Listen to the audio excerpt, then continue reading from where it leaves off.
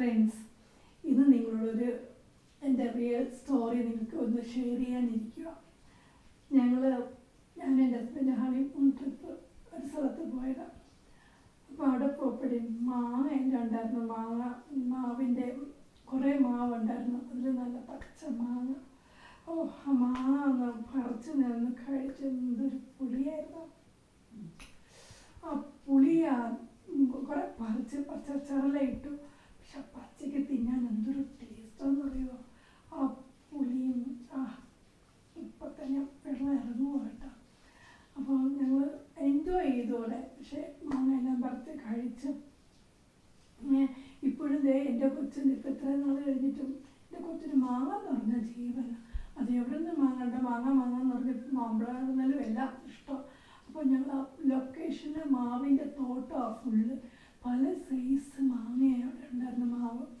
അപ്പം ആ എല്ലാം കഴിച്ചു. എല്ലാം നല്ല ടേസ്റ്റ്, പഴുത്തതും എല്ലാം കഴിച്ചു. പച്ചമാങ്ങ കഴിക്കുന്നത് അത് കഴിച്ചു നമ്മൾ നല്ല എന്താ പറയുക, ആ ചൂടായിരുന്നാലും ക്ലൈമറ്റിനായിരുന്നാലും അവിടെ നല്ല രസമായിരുന്നത് കഴിച്ച് ഞങ്ങൾ അത് എൻജോയ് ചെയ്ത് കഴിച്ചു. അപ്പം ഇടയ്ക്ക് ഹസ്ബൻഡോട് ഞാൻ പറയും നമുക്ക് പോവാം. ഇടയ്ക്ക് നിനക്കെന്താ വട്ടമാണോ അങ്ങനെ ചോദിക്കും.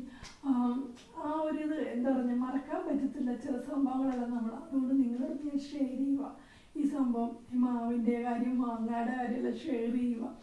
അപ്പോൾ ഇതിനെക്കുറിച്ച് ആ വീഡിയോ കണ്ടിട്ട് നിങ്ങൾ അഭിപ്രായം പറയുക, എന്തായിരുന്നാലും പറയുക.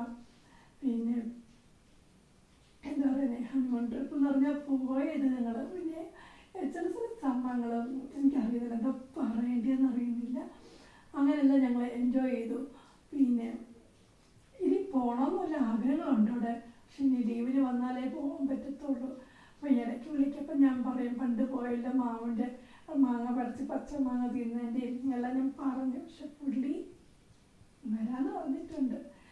അപ്പം എൻ്റെ വീഡിയോ കാണുക, ഈ ചാനൽ കണ്ട് നിങ്ങൾ സബ്സ്ക്രൈബ് ചെയ്ത് ലൈക്ക് ചെയ്ത് കമൻറ്റ് ചെയ്യുക. ഞാൻ ഇനി അടുത്ത വീഡിയോ വരുന്നു.